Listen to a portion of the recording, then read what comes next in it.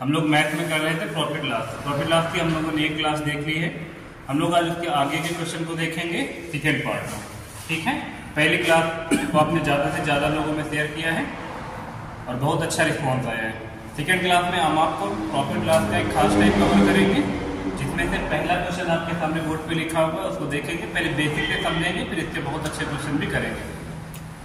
जैसे second video का पहला क्वेश्चन आपके सामने लिखा हुआ है, रवि कुछ टॉफियां 1 रुपए में 2 की दर से खरीदता है और उन्हें 1 रुपए में 5 की दर से बेच देता है, तो उसका हानि प्रतिशत बताइए। रवि ने कुछ टॉफियां खरीदी हैं और बेची। देखो, इस तरह के क्वेश्चन को करने के कई तरीके हैं, हम एक एक करके आपको बताते हैं कि इनको किस तरह से किया जाता है।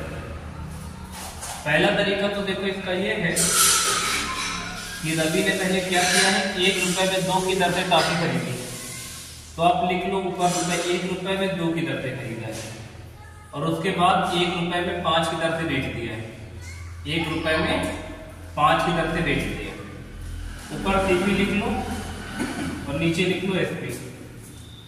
ठीक है, देखो रवि ने कुछ टॉफियां 1 रुपए में 2 की दर से खरीदा है, तो 1 रुपए में 2 की दर से, तो रुपए ऊपर नीचे वस्तु। फिर उसके बाद 1 रुपए में 5 की दर से बेच दिया, तो रुपए ऊपर वस्तु नीचे, और इसका क्रॉस गुणा कर दो और ऊपर लिख लो, तो 5 का नाम कितना होगा 5 और 2 का नाम कितना होगा 2। इसका मतलब सामान पहले खरीदी जाती है फिर बेची जाती है, तो ये क्रय मूल्य है आपका 5 रुपए और ये 2 क्या है, विक्रय मूल्य। कोई सामान यदि आप 5 रुपए की खरीद के 2 रुपए की बेच रहे हैं, तो इसका मतलब है आपको नुकसान हुआ है। कितने रुपए का नुकसान हुआ, 3 रुपए। 3 रुपए की आपको क्या हुई, हानि। यही हानि यदि आपको परसेंटेज में बताना है, तो हानि प्रतिशत क्या होता है, जितने रुपए का नुकसान हो उतना ऊपर और हमेशा नीचे क्या, सीपी। ये पहली क्लास में हमने बताया हुआ था कि हानि प्रतिशत बराबर होता है जितने रुपए का नुकसान हो ऊपर और जितने के खरीदे यानी क्रय मूल्य नीचे, और 100 से गुणा करो। तो 5 से काट दोगे तो कितना, 5 दूना 10, तो 3 दूना 60। इसका मतलब उसके हानि का प्रतिशत कितना आएगा, 60% आएगा। एक तरीका तो इसको ये करने का है।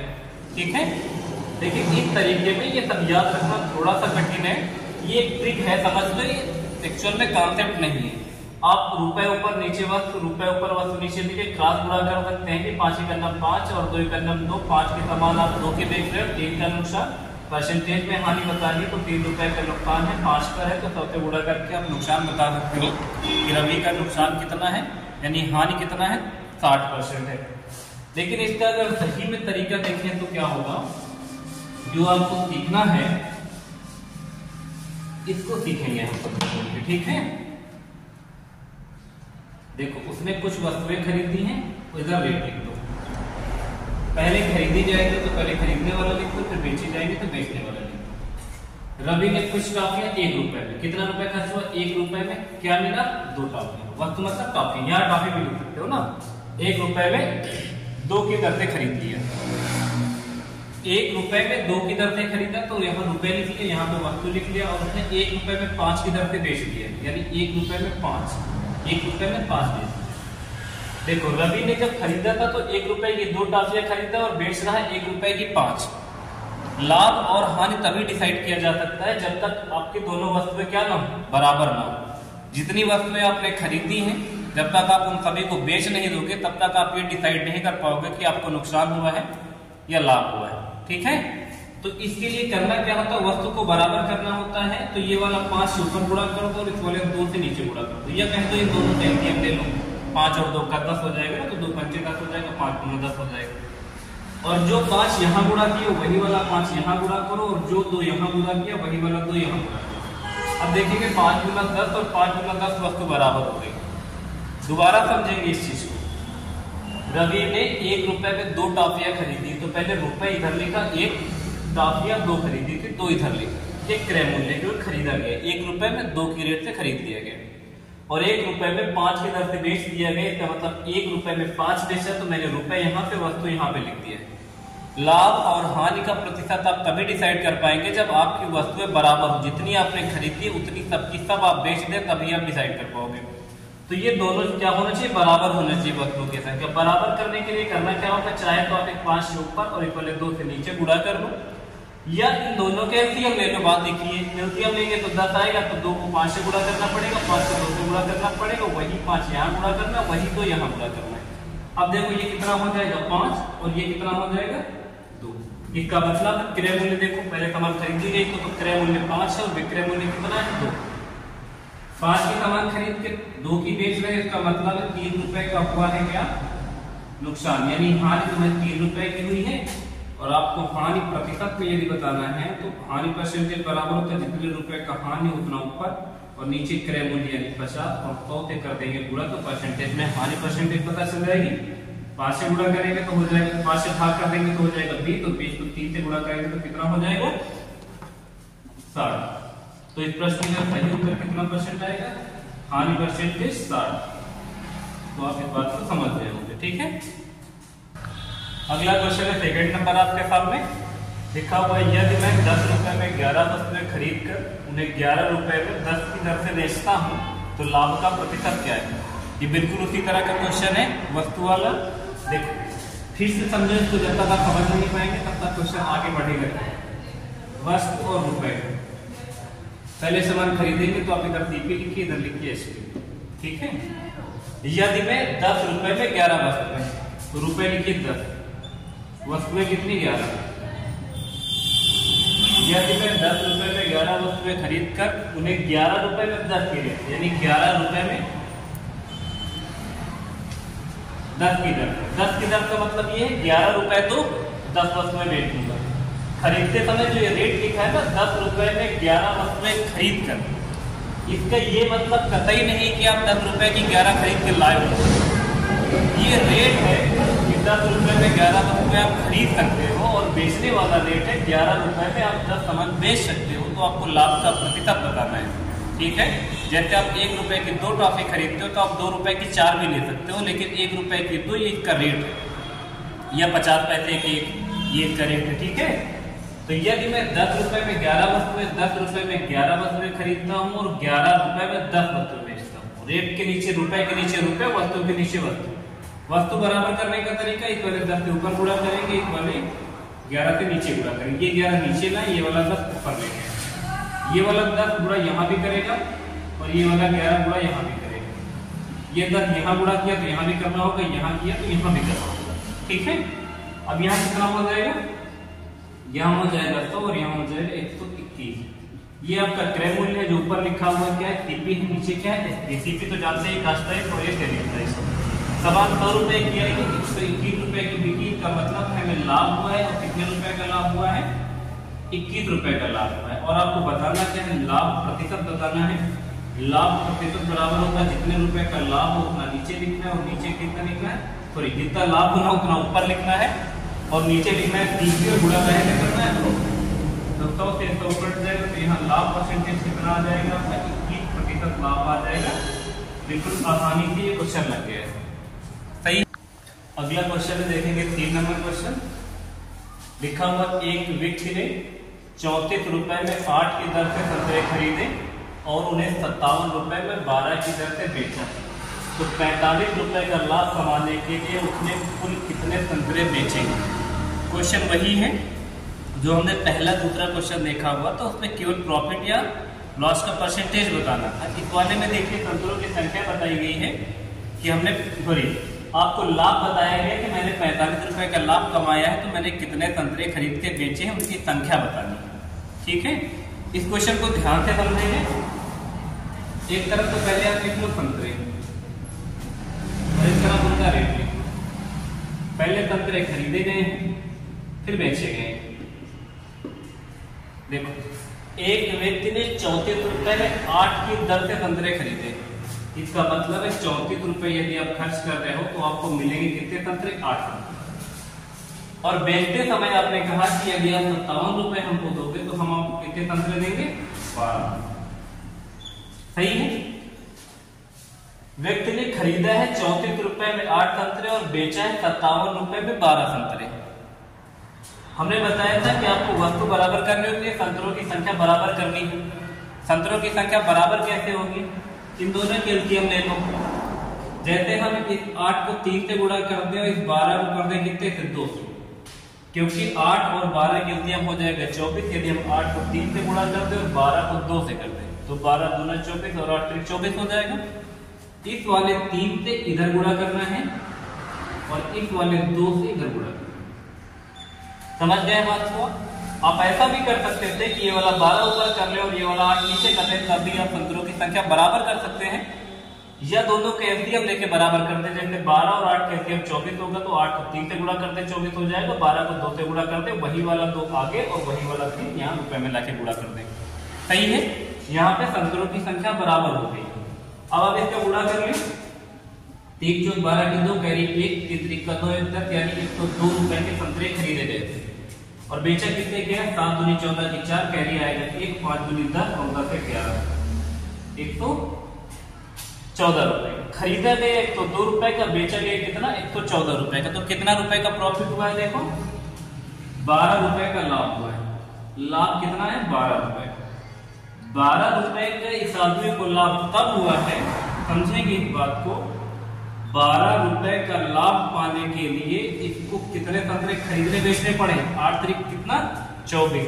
यानी जब ये आदमी 24 संतरे खरीद कर 24 संतरे बेच देता है इसको लाभ कितने रुपए का होता है? 12 रुपए का। नहीं समझ पा रहे इस बात को? दोबारा सुनो। सबसे पहले तो 34 रुपए में 8 के रेट से खरीदा था तो मैंने 34 इधर लिखा, 8 संतरे इधर लिखा। दोबारा 57 रुपए में 12 के रेट से बेच दिया तो मैंने 57 रुपए के नीचे रुपए लिख दिए और संतरे के नीचे 12 संतरे बेच दिए। ये संतरों की संख्या बराबर करनी थी तो हमने 8 और 12 के एलसीएम लिया तो 8 त्रिक 24 और 12 दूना कितना? 24। अभी ये वाला 3 यहाँ भी गुणा करना होगा, ये वाला 2 यहाँ भी गुणा करना होगा। तो 34 से 3 से गुणा किया तो 102 आया, 57 का 2 से गुणा किया तो 14 आया। इसका मतलब व्यक्ति ने 102 रुपए के संतरे खरीदे और 114 रुपए के बेचे तो इसका 12 रुपए का लाभ हुआ है। और ये 12 रुपए का लाभ प्राप्त करने के लिए इस आदमी को 24 संतरे खरीद कर बेचने पड़े, क्योंकि यहाँ देखो 8 त्रिक 24, 12 दूना 24, 24 खरीदे 24 बेचे। तो यदि 12 रुपए का लाभ कमाने के लिए आपको 24 संतरे बेचने पड़ते हैं तो कह रहे हैं कि हमने कितना रुपए लाभ कमा लिया? 45 रुपए लाभ कमा लिया। यदि 12 रुपए का लाभ कमाने के लिए आपको एक दिन में 24 संतरे खरीदने या बेचने पड़ते हैं तो यदि आपको यही लाभ 45 रुपए का कमाना है, 45 रुपए का लाभ कमाना है तो आपको कितने संतरे बेचने पड़ेंगे? तो 24 बटे में 12 कर दोगे। बटे में 12 कर दोगे तो इसका मतलब ये पता चलेगा कि 1 रुपए का लाभ कमाने के लिए हमको कितने संतरे खरीदने या बेचने पड़ते हैं, क्योंकि जितने खरीदोगे उतने ही तो बेचोगे। और 45 रुपए का लाभ कमाना है तो यहाँ 45, ठीक है, 45 लिखा था।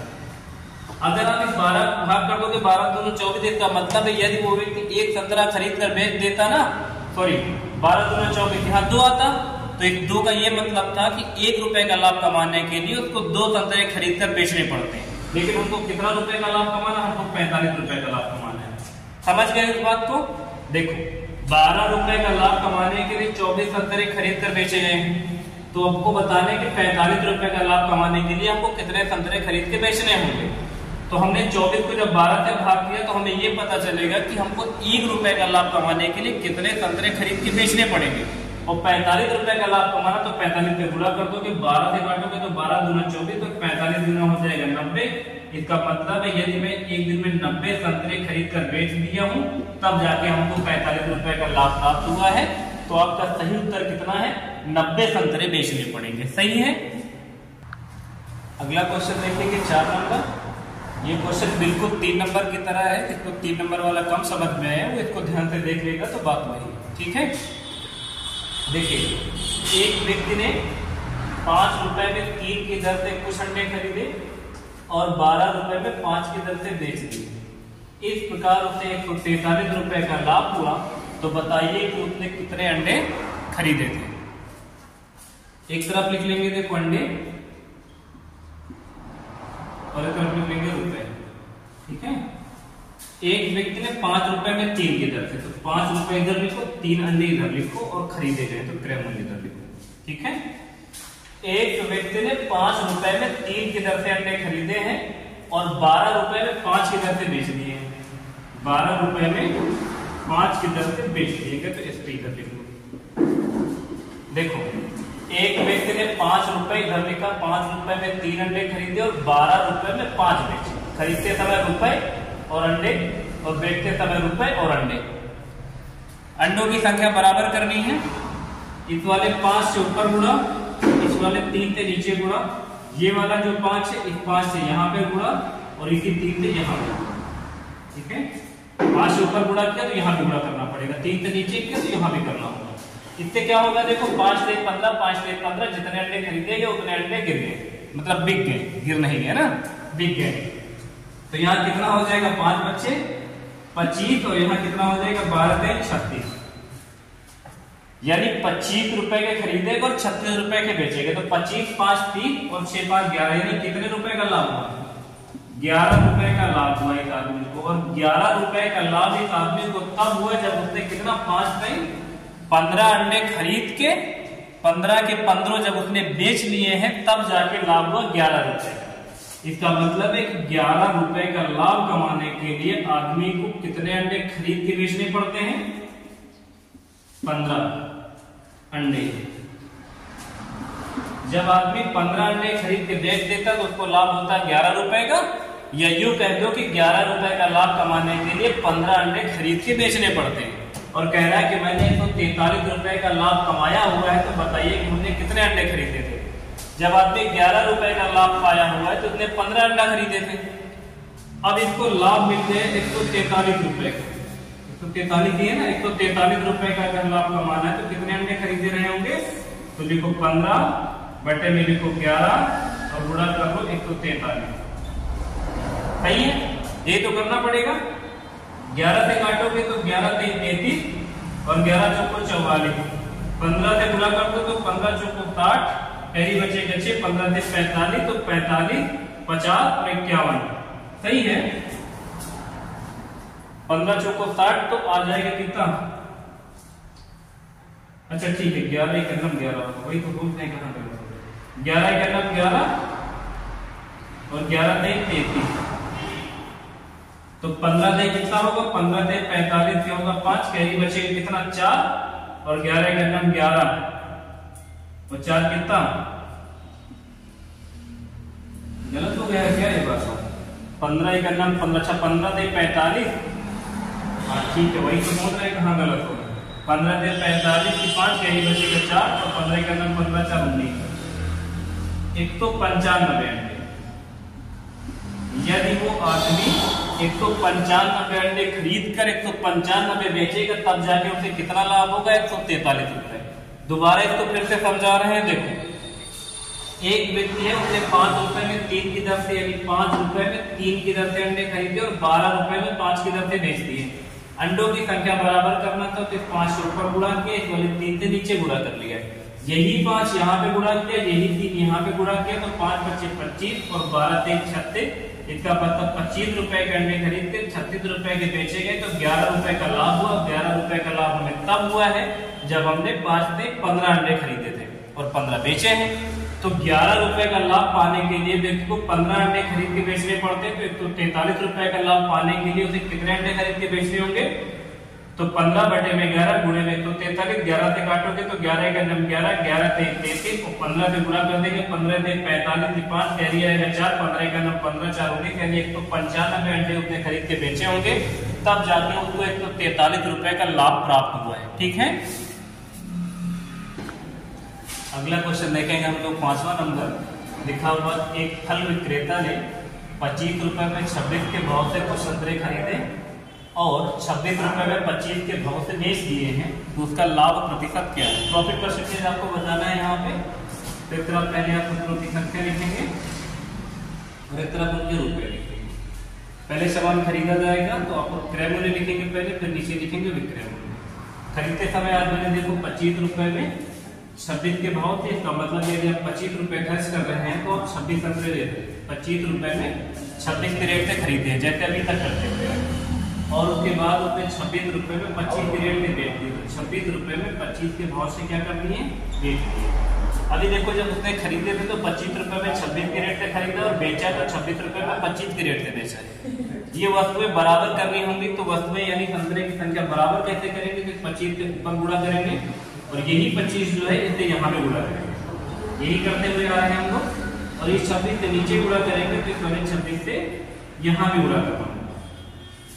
तो 25 25 कितना हो जाएगा 6 तो 25 तो 26 क्या तो 6 तो 76। ठीक है 25 25 हो जाएगा 6 तो 25 तो 26 26 हो जाएगा 6 तो 76। इसका मतलब है जो चीज आपने 6 तो 25 रुपए में खरीदी और 6 तो 75 रुपए में बेची है तो आपको कितने रुपए का लाभ हुआ है। तो घटा लेंगे तो कितने रुपए का लाभ हो जाएगा देखो 26 होता है 6 तो 76 ना 26 होता है 6 तो 76 तो लाभ 5 में से जाएगा तो बचेगा 1 7 में से चला जाएगा तो बचेगा 5। इसका मतलब 6 से 6 तो 0 आपको लाभ हुआ है और लाभ कितने रुपए का हुआ 51 रुपए। अगर रुपए में देखा जाए तो आपको लाभ 51 रुपए का हुआ है और आपको ये लाभ बताना है प्रतिशत में। लाभ यदि आपको परसेंटेज में बताना जितने रुपए का लाभ हो उतना आप ऊपर लिखेंगे नीचे लिखेंगे क्रय मूल्य क्रय मूल्य कितना 6 तो 25 तो गुणा काहे करेंगे 100 पे करेंगे। पहला और दूसरा क्वेश्चन इसी तरीके से था 6 तो 25 की सामान यदि आप खरीद के परचेज करते हैं और सेल करते हैं 6 तो 76 की तो आपको प्रॉफिट होगा 51 रुपए का। ये प्रॉफिट अभी रुपए में है। ये प्रॉफिट जब आपको परसेंटेज में बताना होगा तो जितने रुपए का प्रॉफिट हुआ इतना ऊपर लिखेंगे और नीचे लिखेंगे कास्ट प्राइस यानी सीपी और गुणा करेंगे 100 से। 25 से तो काट देंगे तो 25 25 6 तो 25 और 25 चू को 100 4 पे गुणा कर देंगे इसमें तो कितना हो जाएगा 4 और 5 चू कितना हो जाएगा 20 204 को भाग करना है 25 पे 204 को जब 25 से भाग करोगे तो 25 8 2 तो हो जाएगा पहले फिर 4 बचेगा 57 लगा दोगे तो हो जाएगा 40 तो 25 से कम 25 और बचेगा 15 जीरो बढ़ जाएगा तो 25 8 200 25 8 200 ही होगा 25 चौको तो 25 8 200 लेकिन 8 बार जाएगा नहीं तो कितनी बार ले सकते हैं 15 बचेगा 25 छक्का 150 तो इसका मतलब है 8.16% का क्या हुआ है प्रॉफिट हुआ है। ये चीज आप दोबारा इधर समझे कैसे किए इसको देखो 204 को हमने भाग किया 25 से पहले जब 25 से ले गए तो 25 को जब 200 कर दिया तो बचा 4 ठीक है 25 8 जब 200 किया तो बचा नीचे 4 दशमलव लगा के यहाँ 0 लगा दिया तो 25 से ले जाना पड़ेगा एक बार तो 25 से करना 25 और कितना बचेगा 15 बचेगा फिर एक 0 लगा देंगे तो 25 छक्का कितना हो जाएगा 150 पूरा खत्म हो जाएगा। तो आप जब 204 को 25 से डिवाइड करोगे तो 8.16 आएगा तो हमारा जो प्रॉफिट का परसेंटेज होगा वो 8.16% आएगा। ठीक है देखेंगे अगला क्वेश्चन लिखा हुआ है कुछ सेब 10 रुपए में 11 की दर से तथा उतने ही सेब 10 रुपए में 9 की दर से। देखो कुछ सेब 10 रुपए में 11 की दर से तथा उतने ही सेब 10 रुपए में 9 की दर से खरीदे गए। यदि सभी सेबों को 1 रुपए प्रति सेब की दर से बेचा जाए तो लाभ या हानि का प्रतिशत बताना है। देखो अभी तक आप एक ही दुकान से सामान खरीदते थे अब की बार 2 दुकानों से सामान खरीद लिया गया। इसका मतलब क्या है देखो आप एक तरफ लिख लो पहले सेब और एक तरफ उनका लिख लो रेट। पहले हमने खरीदा है ये 10 रुपए में 11 की दर से इसका मतलब हमने 10 रुपए खर्च किया 11 सेब ले लिए। ठीक है कुछ सेब 10 रुपए में 11 की दर से तथा उतने ही सेब 10 रुपए में 9 की दर से 10 रुपए में 9 की दर खरीदे गए। अब की बार दोनों जगह से खरीदे गए पहले और जब बेचने का नंबर आया है तो देखो लिखा हुआ 1 रुपए प्रति सेब की दर से 1 रुपए खर्च करोगे तो 1 सेब की दर से बेच दिया। इस जगह पे आपने देखा होगा कि अभी तक हम एक दुकान से सेब खरीदते थे और लाके बेच देते थे तो हमको लाभ या हानि का परसेंटेज बताना होगा। अब की बार हमने 2 जगह से सेब लिए। पहली दुकान का रेट है कि 10 रुपए में 11 की दर से और दूसरी दुकान पे 10 रुपए में 9 की दर से खरीदा है। लेकिन मैंने दोनों दुकान से सेम सेब खरीदे। सेम का मतलब क्वांटिटी सेम है। अगर पहली दुकान से 10 खरीदेंगे तो दूसरी दुकान से भी 10 खरीदेंगे। पहली दुकान से यदि 50 खरीदेंगे तो दूसरे से भी 50 खरीदेंगे। आप देखेंगे यहाँ 10 रुपए में 11 की रेट पे है और यहाँ 10 रुपए में 9 की रेट पे है तो हम लोग क्या कर रहे ये वाला 11 से नीचे गुणा कर देते और इस वाले 9 से कर देते ऊपर गुणा। तो 11 में 99 और 9 11 कितना 11 में 99 यानी 99 पहली दुकान से हो जाएंगे 99 से दूसरी दुकान से हो जाएंगे। यहाँ पर 9 से गुणा किया तो यहाँ भी 9 से गुणा कर देंगे और यहाँ पे 11 से गुणा किया तो यहाँ पे 11 से गुणा करेंगे तो ये हो जाएगा कितना 10 9 91 और ये हो जाएगा 11 10 9 110। इसका मतलब है आपने सेब खरीदी है कितने के 200। ये 200 आपका क्या है क्रय मूल्य क्योंकि आपने अपनी बार 2 दुकानों से खरीदा है और पहली दुकान का रेट था 10 रुपए में 11 की दर से दूसरी दुकान पे 10 रुपए में 9 की रेट से खरीदना था। 11 से नीचे गुणा किया गया, ये वाले 9 से ऊपर गुणा किया गया है, तो दोनों दुकानों की संख्या से बराबर हुई। 11 में 99, 9 के 99, ठीक है।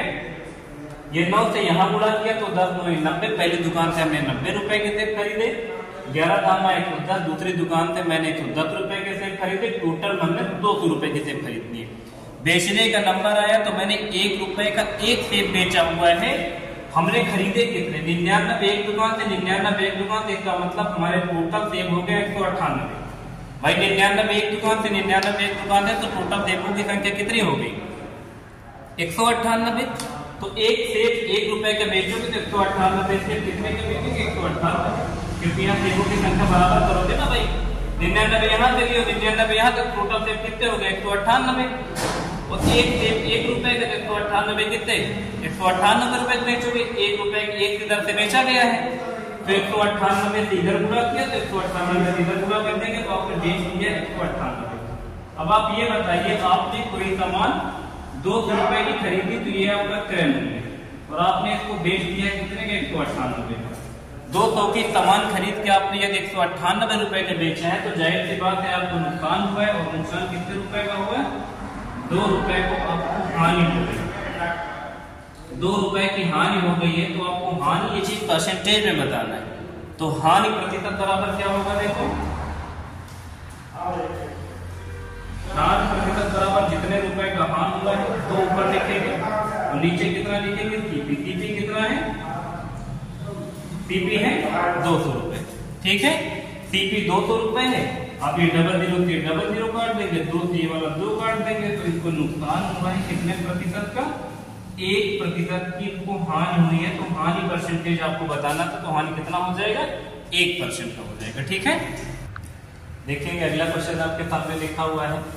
सुमित ने 40 रुपए प्रति दर्जन के भाव से कुछ संतरे तथा उतने ही संतरे 30 रुपए में प्रति दर्जन के भाव से खरीदे, और उन सभी संतरों को 45 रुपए प्रति दर्जन के भाव से बेचकर 480 रुपए का लाभ कमाया है। तो बताइए उन्होंने कितने दर्जन संतरे खरीदे थे? देखो, ये जितने भी लाभ कमाया था 90 रुपए का, 45 रुपए का एक में लाभ कमाया था, एक में तो 43 रुपए का लाभ कमाया था ना। उसमें एक दुकान से खरीदता था, बेच देता था, इतने रुपए का लाभ कमाया हुआ है। तो बताओ कितने संतरे या कितने अंडे खरीदे? अब की बार इसने 2 दुकानों से खरीद लिया है, तो 2 दुकानों से खरीद लिया है। ये वही चीज, लेकिन एक हर टाइप का बता रहे हैं आपको, तो ये भी बताना जरूरी है। देखो, संतरे खरीदे थे, इधर रुपए लेके खरीदे गए हैं, पहली बार एक दुकान से, दूसरी बार दूसरे दुकान से, तो 2 तीसरी हो जाएंगे ना। सुमित ने पहले 40 रुपए प्रति दर्जन, 40 रुपए प्रति दर्जन का मतलब है 40 रुपए खर्च करो, 1 दर्जन संतरे ले लो, ठीक है। 40 रुपए प्रति दर्जन, यदि 40 रुपए खर्च करोगे तो 1 दर्जन क्या मिलेंगे? 1 दर्जन संतरे आपको मिलेंगे, ठीक है। दूसरी दुकान में 30 रुपए के 1 दर्जन मिले, तो 30 रुपए इधर भी, कोई 1 दर्जन इधर लिख लो। अच्छा, वो कह रहा है कि कुछ संतरे खरीदे गए तथा उतने ही संतरे, उतने का मतलब समझ रहे हो क्या? जितने संतरे पहले वाली दुकान से खरीदे गए, उतने ही संतरे दूसरी वाली दुकान से खरीदने होंगे। तो हमने 40 रुपए के 1 दर्जन पहली वाले से लिया है, 30 रुपए का 1 दर्जन दूसरी वाली से ले लिया। तो ये देखो संख्या तो पहले से बराबर है, पहली दुकान से भी 1 दर्जन, दूसरी दुकान से भी 1 दर्जन। आप चाहे तो यहाँ 2 2 3 3 4 4 कुछ भी लिख दे, आंसर के मान में कोई परिवर्तन नहीं होगा, लेकिन गुणा भाग कम करना पड़े, इसलिए मैंने पहली दुकान से 40 रुपए के 1 दर्जन, दूसरी दुकान से भी 30 रुपए के 1 दर्जन ही लिए हैं। यहाँ पे संतरों की संख्या ऑलरेडी बराबर है, तो कुछ करने की जरूरत नहीं है। फिर उसने कहा कि हम इसको बेचेंगे और 45 रुपए प्रति दर्जन के भाव से बेचेंगे, तो हमको संतरे बेचने हैं, और बेचा हमने 45 रुपए का 1 दर्जन, ठीक है। अब देखो, तुमने खरीदे हैं 2 दर्जन, क्योंकि 1 दर्जन आपने पहली दुकान से खरीद लिया, 1 दर्जन दूसरी दुकान से खरीद लिया, तो आपके सामने आ गए 2 दर्जन संतरे, और आपने 45 रुपए का 1 दर्जन बेचा, तो इनको 2 दर्जन बेचो ना, जितने लाए उतने ही तो बेचने पड़ेंगे भाई। जब आपने 1 दर्जन एक दुकान से लिए, 1 दर्जन एक दुकान से, तो आपके सामने टोटल 2 दर्जन संतरे आ गए। आपने 45 रुपए का 1 दर्जन बेचा, 2 दर्जन बेचना, तो यहाँ 2 दर्जन करने के लिए 2 से गुणा करना पड़ेगा। इसका मतलब 2 दर्जन 45 गुना कितने का बिकेगा? 90 का, 90 रुपए का बिकेगा। खरीदा कितने के लिए? 40 50 60 70, 70 रुपए आपका क्रय मूल्य है, और बेचा कितने का? 90 का। 70 रुपए के सामान खरीदा है तुमने और 90 रुपए के बेचा, तो आपको लाभ होगा 20 रुपए का।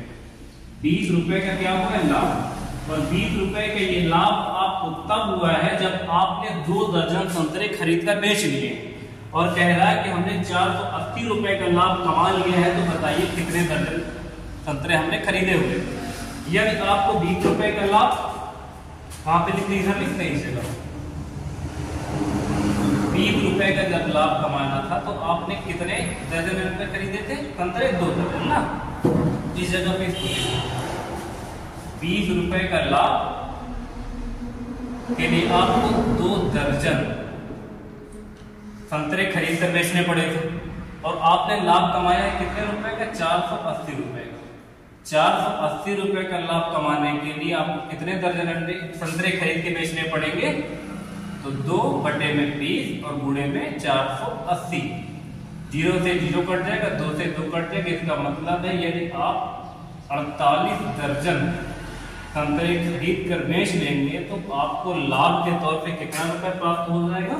480 प्राप्त हो जाएगा। इसको एक बार हम दोबारा बता रहे हैं, समझोगे जरा कैसे हुआ था। देखो, सुमित ने 40 रुपए प्रति दर्जन के भाव से कुछ संतरे खरीदे। 40 रुपए प्रति दर्जन, हमने माना 40 रुपए का 1 दर्जन संतरे इसने पहली वाली दुकान से ले लिया। 30 रुपए का 1 दर्जन संतरा दूसरी वाली दुकान से ले लिया। संतरा आ गया 2 दर्जन और पैसा खर्चा हो गया 70 रुपए, यानी 70 रुपए खर्च करके 2 दर्जन संतरे खरीद लिए गए। अब 45 रुपए प्रति दर्जन के रेट से बेचा गया है, तो 45 रुपए के यदि 1 दर्जन बिक रहा है और आपने 2 दर्जन खरीदे हुए, तो 2 दर्जन बेचोगे तो 45 गुना 90 रुपए आपको प्राप्त होगा। खरीदा आपने 70 रुपए का था, बेच दिया आपने 90 का, तो आपको लाभ हुआ 20 रुपए का। और 20 रुपए का लाभ आपको तब हुआ है जब आपने 2 दर्जन संतरे खरीद कर बेचे हुए। तो यहाँ पे देखो लिख दिया 20 रुपए लाभ के लिए 2 दर्जन संतरे खरीदे बेचे गए थे, तो 480 रुपए का लाभ पाने के लिए कितने दर्जन खरीद के बेचने पड़ेंगे? तो 2/20 भाग कर देंगे तो ये पता चलेगा कि 1 रुपए का लाभ कमाने के लिए हमको कितने दर्जन संतरे खरीदने पड़ेंगे। तो 2/20 गुणे में 480, 0 से 0 काटा, 2 से 2 काटे। इसका मतलब यदि आप 48 दर्जन संतरे खरीद कर बेचेंगे तब जाके आपको 480 रुपए का लाभ प्राप्त। ठीक है, तो इसका सही उत्तर आएगा 48 दर्जन। देखेंगे 8वां प्रश्न। 8वां प्रश्न बिल्कुल 7वें प्रश्न की तरह ही है। जिसको 7वां प्रश्न कम समझ में आया है इसको भी ध्यान से देख लेगा, दोनों सेम क्वेश्चन ही है, पर डाटा चेंज है। एक व्यक्ति ने कुछ सेब 3 रुपए में 4 की दर से, एक व्यक्ति ने कुछ सेब 3 रुपए में 4 की दर से ना, 3 रुपए में 4 की दर से, तथा उतने ही से 2 रुपए में 3 की दर से खरीदे और उन सभी को 5 रुपए में 4 की दर से बेचकर 104 रुपए का लाभ कमाया। तो बताइए कि कितने दर्जन सेब खरीदे गए थे। फिर से देखो, करना कुछ नहीं, यहाँ पे लिखना है सेब और यहाँ पे लिखना है रेट मूल्य। ठीक है, 2 दुकान से खरीदे गए हैं तो 2 बार क्रय मूल्य रहेगा। एक व्यक्ति ने कुछ सेब 3 रुपए में 4 की दर से, यानी 3 रुपए खर्च करो 4 सेब खाओ। ठीक है, 3 रुपए में 4 की दर से एक दुकान से, तथा उतने ही थे 2 रुपए में 3 की दर से, 2 रुपए में 3 की दर से। पहली दुकान पे 3 रुपए में 4 की दर से और दूसरी दुकान पे 2 रुपए में 3 की दर से सेब खरीदे। और यहाँ पे देखो इस चीज को ध्यान से देखा, उतने ही थे। उतने ही सेब का मतलब कि जितने सेब आप पहली दुकान से खरीदे हैं उतने ही सेब आपको दूसरी वाली दुकान से भी खरीदने हैं। तो सेब की संख्या बराबर करने के लिए ये वाले 3 से ऊपर गुणा, इस वाले 4 से नीचे गुणा, यही 3 यहाँ पे गुणा करेंगे और यही 4 यहाँ पे गुणा करेंगे। ऊपर हो जाएगा 3 3 का 9 और 4 3 कितना 12 और 12 8 20 और 21। इसका मतलब है कि 21 रुपए के आपने सेब खरीद लिए। ठीक है, क्रय मूल्य कितना है 21। 3 रुपए में 4 के रेट से पहली दुकान पे, 2 रुपए में 3 के रेट से दूसरी दुकान पे। ये 4 नीचे गुणा करोगे, ये 3 ऊपर गुणा करोगे तो ये 3 यहाँ ला के गुणा करते, ये वाला 4 यहाँ करते, तो 3 3 का 9। पहली दुकान से 9 रुपए के सेब खरीदेंगे, दूसरी दुकान पे 12 रुपए के, तो 12 8 20 से 21 रुपए के सेब खरीद लिए। बेचने का नंबर है तो देखो कह रहे हैं कि 5 रुपए में 4 के दर से, लिखो इधर 5 रुपए में 4 के दर से बेचेंगे। यदि आप 5 रुपए में 4 की दर से बेच रहे हो तो आपने जितने सेब खरीदे थे सभी सेब बेचने पड़ेंगे। तो आपने 3 चौक 12, 3 चौक 12, 12 एक दुकान से, 12 एक दुकान से, तो आपने टोटल सेब खरीद लिए हैं 24, तो आपको बेचने भी 24 होंगे। तो ये 4 को 24 बनाना है तो चाहे तो गुणा करो 6। 6 कहां से आया ये पता चला आपको। आपने पहली दुकान पे 3 चौक 12, पहली दुकान से 12 सेब खरीदे, दूसरी दुकान से 3 चौक 12 सेब खरीदे, टोटल सेब हो गए आपके पास 24। और आपने 5 रुपए में 4 के रेट से बेचा, इसका मतलब 5 रुपए के 4 सेब बेच रहे हो, आपको 24 सेब बेचने तो इसको 6 से गुणा करना पड़ेगा, तभी तो 4 से 24 बनेगा। और यही वाला 6 यहाँ गुणा करना पड़ेगा, तो 6 पर 6 कितना हो जाएगा, 30 हो जाएगा। यानी 21 रुपए के जो खरीद के लाई गई थी सामान वो बेच दी गई कितने की, 30 रुपए की। 21 रुपए के सामान 30 रुपए की बेची गई, तो आपको 9 रुपए का क्या हुआ है, 9 रुपए का लाभ हुआ है। और ये 9 रुपए का लाभ जो आपको हुआ है इसको ऐसे समझेंगे, कहां पर लिखें, यहाँ पे लिख देंगे 9 रुपए का लाभ पाने के लिए आपने कितने, 6 चौको 24, 12 एक दुकान से 12 एक दुकान देता, मतलब 24 सेब खरीद के 24 बेचे गए। आपको ये चीज बतानी दर्जन में, ये भी याद रखेंगे, दर्जन में बतानी है। और 24 संख्या है, तो 24 का मतलब कितना दर्जन है भाई, एक दर्जन में 12, तो 24 का मतलब 2 दर्जन। तो आप इसको कह सकते हो कि 9 रुपए का लाभ कमाने के लिए चाहे कह दो कि 24 सेब खरीद के बेचे गए हैं, और चाहे 24 की जगह पे आप सीधा सीधा लिख दो कि 9 रुपए का लाभ कमाने के लिए 2 दर्जन ना, 24 का मतलब 2 दर्जन, 9 रुपए का लाभ कमाने के लिए 2 दर्जन जो है सेब खरीद के बेचे गए हैं। और कह रहे हैं कि हमने 104 रुपए का लाभ कमाया हुआ है, तो बताओ हमने कितने दर्जन सेब खरीदे हुए थे। तो आप 9 रुपए का लाभ तब कमा पा रहे हैं जब आपने 2 दर्जन सेब खरीद के बेचे हुए हैं, और आपको लाभ कमाना है 104 रुपए का।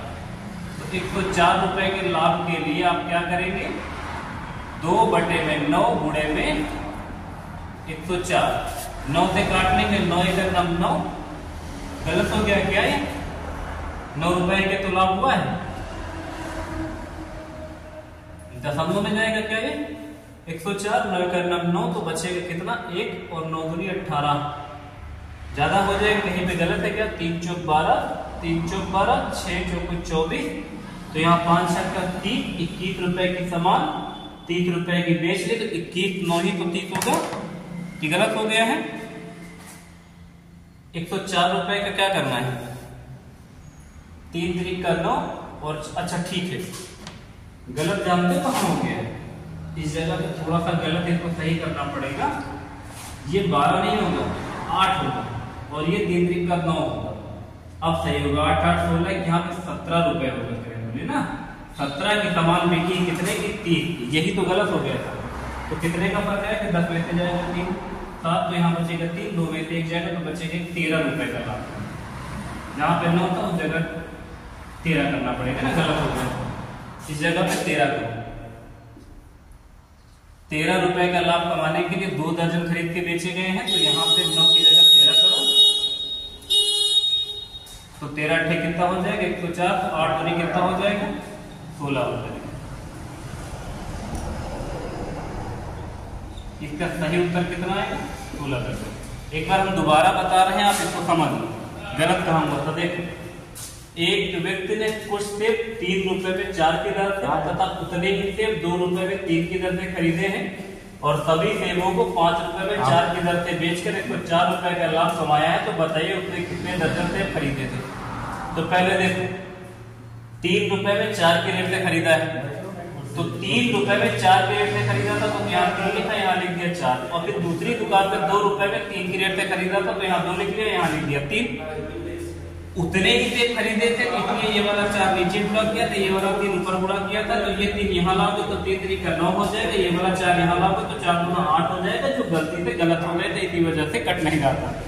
तो 9 और 8 हो गया 17 रुपए, इसका मतलब 17 रुपए के सेब खरीद लिए गए। बेचने का नंबर है तो 5 रुपए में 4 के रेट से बेचे गए हैं, तो 5 रुपए में 4 के रेट से बेचे गए, लेकिन खरीदे कितने गए, 3 चौक 12, 3 चौक 12, यानी 12 पहली दुकान से खरीदे गए थे, 12 दूसरी दुकान से, तो टोटल हमने सेब खरीद लिए थे 24, तो बेचे गए 24, तो यहाँ 6 से गुणा करना पड़ेगा, तभी ये 4 6 सॉरी तभी ये 4 24 बन सकता है, जब इसको 6 से गुणा करेगा।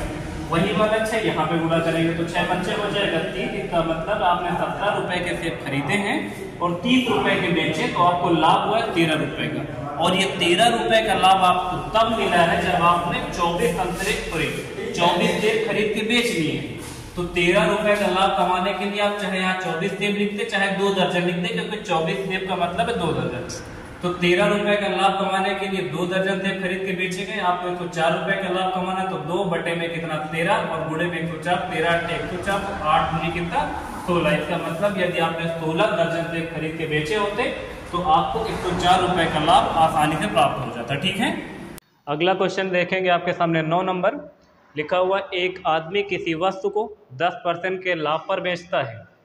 अगर इसे 20% कम में खरीदा होता और 20 रुपये ज़्यादा में बेचा होता तो 40% का लाभ होता। प्रारंभिक क्रय मूल्य क्या है? देखिए उस तरह का टाइप खत्म हुआ है, ये नया टाइप है प्रॉफिट लॉस का। देखो सबसे पहले आप उसका क्रय मूल्य मान लो 100।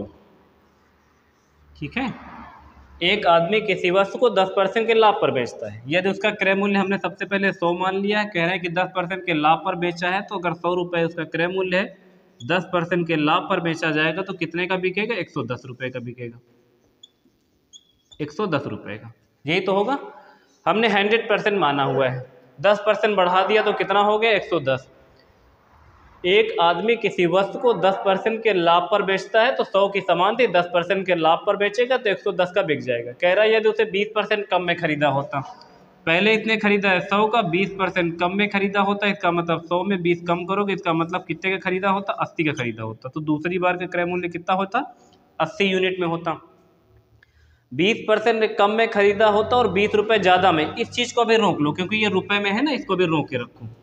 20 रुपये ज़्यादा में बेचा होता तो 40% का लाभ होता। 40% का लाभ होने का मतलब है कि 80 पे 40% का प्रॉफिट हुआ है, तो 80 गुणे में 40 बटे में 100।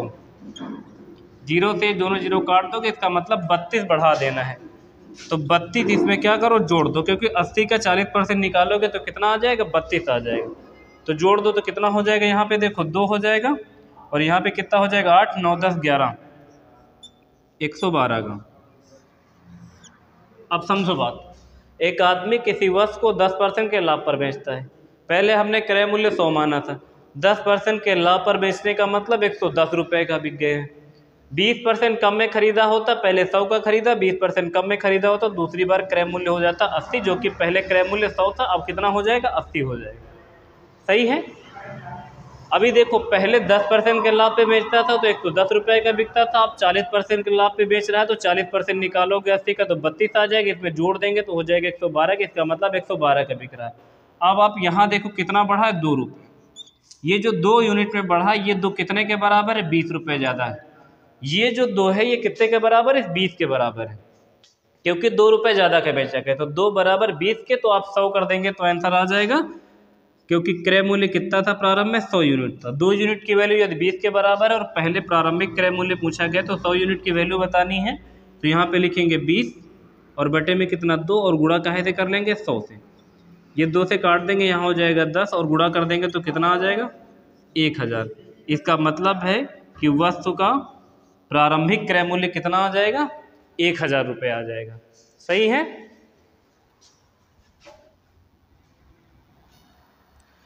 देखेंगे अगला क्वेश्चन 10 नंबर लिखा हुआ है, एक आदमी किसी वस्तु को 20% लाभ पर बेचता है। जैसा 9 नंबर क्वेश्चन था सेम वैसा ही 10 नंबर क्वेश्चन है। यदि आदमी किसी वस्तु को 20% लाभ पर बेचता है, अगर उसने इसे 10% कम में खरीदा होता और 18 रुपये कम में बेचा होता तो 30% का लाभ हुआ होता। प्रारंभिक क्रय मूल्य क्या है? पहले कह रहा है कि 20% लाभ पर बेचा होता, इसका मतलब है हमने क्रय मूल्य इससे पहले वाले में भी 100 माना था, तो यहाँ पे 100 रुपये हमने पहले क्रय मूल्य मान लिया है। क्रय मूल्य कितना है? 100। कह रहा है कि 20% लाभ पर बेचा होता, तो 20% लाभ पर बेचने का मतलब 100 का 20% बढ़ाओगे तो कितना हो जाएगा? 120 हो जाएगा। तो 120 का बिक रहा है पहले।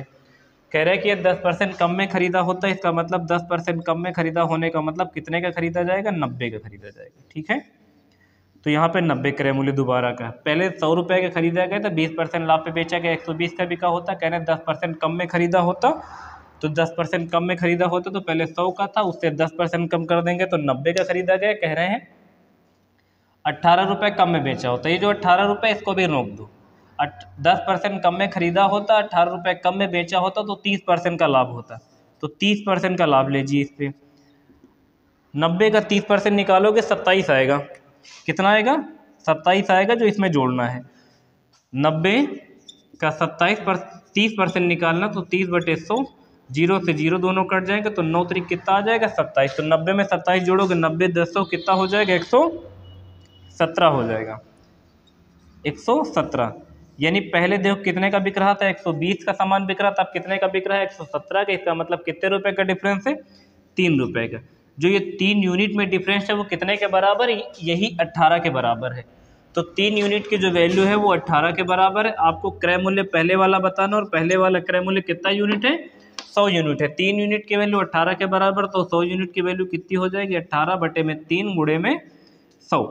3 से काट दोगे 3 छंग 18, 100 में गुणा कर दोगे इसका मतलब 600। तो इस वस्तु का प्रारंभिक क्रय मूल्य कितना रुपए निकल कर आ जाएगा 600 रुपये निकल कर आ जाएगा। ठीक है, देखेंगे अगला क्वेश्चन बिल्कुल उसी तरीके से है। अब की बार और ध्यान से देखेंगे तो बिल्कुल कंफर्म हो जाएगा। ठीक है, एक व्यक्ति एक मेज 20% के लाभ पर बेचता है। सबसे पहले 100 यहाँ पर लिखेंगे क्रय मूल्य, 20% लाभ पर बेचता है यहाँ पे सीपी है। 20% लाभ पे बेचने का मतलब 20% इसमें जोड़ के लिखेंगे तो यहाँ लिख देंगे कितना 120। सही है यहाँ तक। एक व्यक्ति एक मेज 20% के लाभ पर बेचता है। यदि उसने 10% कम में खरीदा होता, 10% कम में खरीदा होने का मतलब 100 में से 10% कम करोगे तो कितना हो जाएगा 90 हो जाएगा। इसका मतलब यदि 90 का खरीदा होता, पहले क्रय मूल्य 100 माने थे, 20% लाभ पर बेचा होता तो 120 का बिका होता। कह रहे 10% कम में खरीदा होता, 10% कम कर दिया तो 90 हो गया है। 10% कम में खरीदा होता तो 105 रुपये अधिक में बेचा होता। ये 105 जो रुपए में इसको रोक लो, 105 रुपये अधिक में बेचा होता तो 35% का लाभ कमाता। तो 35% का लाभ हुआ होता तो इस पर 35% जोड़ के लिख दो।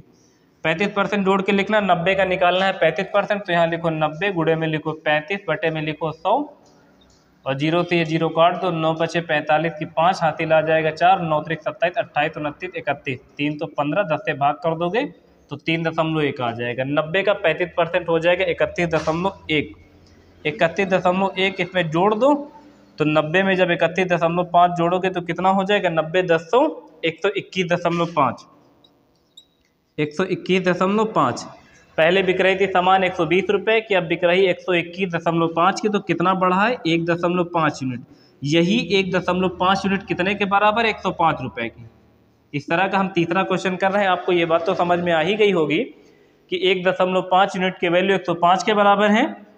तो क्रय मूल्य प्रारंभिक क्रय मूल्य पूछा है तो 100% की वैल्यू निकालो 100 यूनिट की। नया वाला क्रय मूल्य पूछे तो 90% की वैल्यू निकालो। और अगर पूछे कि पहले वाला विक्रय मूल्य कितने रुपए था तो 120 की वैल्यू निकालो। नया वाला विक्रय मूल्य कितना तो 121.5 यूनिट की वैल्यू निकालो।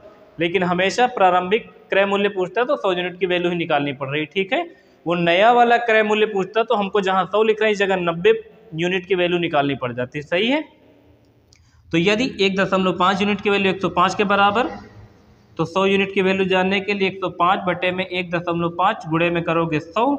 ये दशमलव यहाँ से हटेगा तो ऊपर एक जीरो आ जाएगा, 5 से काट देंगे 5 नहीं कितना 15 और फिर 5 दूना 10, 5 इकन्नम 5 और 3 से काट दोगे तो कितना 3 से 21 हो जाएगा 70।